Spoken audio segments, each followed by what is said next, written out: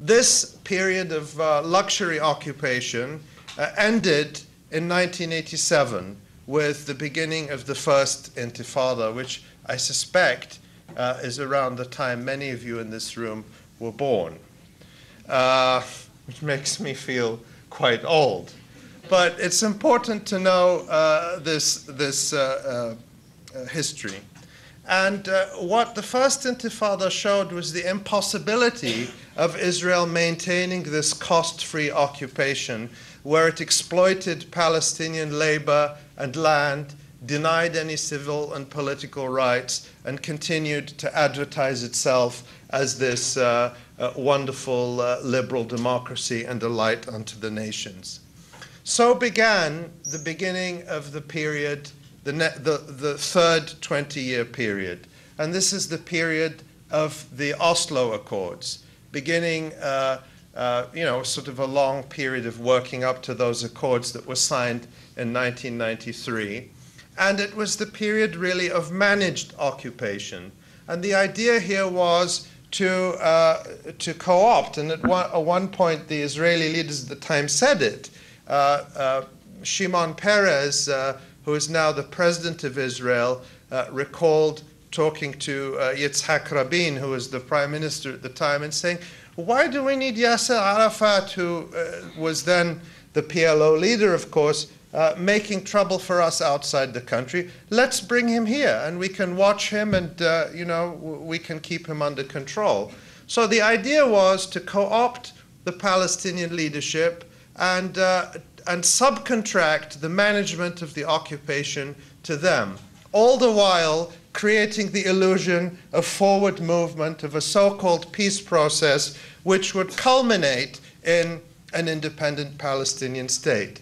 But actually, as we knew and know now, that's not what was happening. What was happening was the acceleration of colonization, the tripling of the number of Israeli settlers in the West Bank, and the tightening of the control, the creation of a regime of colonial control, effectively apartheid, that is unique in history. We make many comparisons to apartheid in South Africa, but as many South Africans themselves have pointed out, there was never in South Africa a separate road system for blacks and whites. There is no occasion in which the South African government, the white South African apartheid government, used its warplanes to bomb the townships, to bomb Soweto.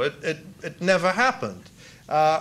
Incidentally, you should know, and this is part of the research that should be part of the BDS strategy, is that most of the weapons that the South African government used to enforce apartheid were supplied by Israel in violation of an international arms embargo in South Africa.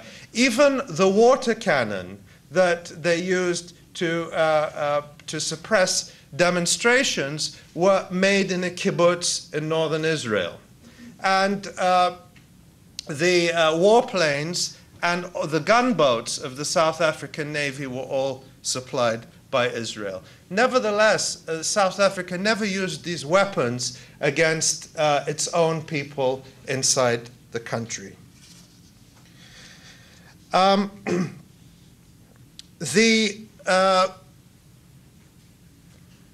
The situation over the past 20 years of managed occupation has come to an end.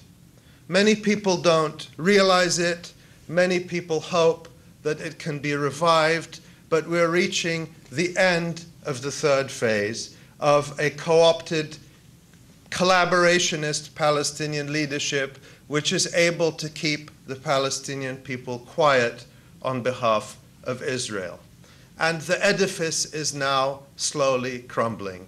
I can't tell you how long that crumbling will take. I can't tell you how it will end, but it's something that can't be put together and restored. The leaders, the Palestinian leaders who signed the Oslo Accords and agreed to become the enforcers of the occupation for Israel, while promising their people that it would end in a state, have lost all credibility. They can no longer play the game. I think that this is a moment where really it's not just a moment of truth for the Palestinians, but also for Israel. Because the collapse of the Oslo regime, the collapse of the managed occupation, lays bare the reality that you have through historic Palestine, Israel, the West Bank, and Gaza Strip taken together. You have a reality of a de facto binational state. You have a country of 11 million people where just over half of the population are Israeli Jews and just over half are Palestinians. But the trend is clear that Palestinians are becoming a majority once again. We can all describe in detail the suffering inflicted on Palestinians in Israel's attempt to ethnically cleanse them, to reduce the population, to change the demographics of Jerusalem. Every day we see, literally every day now, houses are being demolished in occupied East Jerusalem and in Silwan. Every night, the Nakba that began in 1948 continues to expand. Every night there are new families sleeping in tents by the rubble of their home. The Nakba is continuing today in 2009. Despite that, I would say the following, that if the goal of the Zionist project was to take this country, which had an indigenous people who are Arab, who are Palestinian, who are Muslim, who are Christian, and turn it into a country of European Jews, then the strategy has failed, because there are more Palestinians living on the national soil of Palestine than ever before.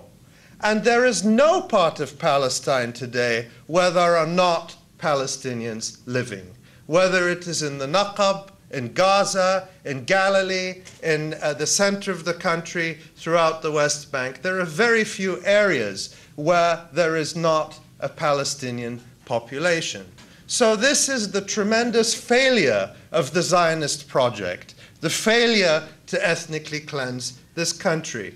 And despite the suffering it inflicted, and it continues to inflict, that is something to celebrate, that the indigenous people are still there and that they still exist on their land.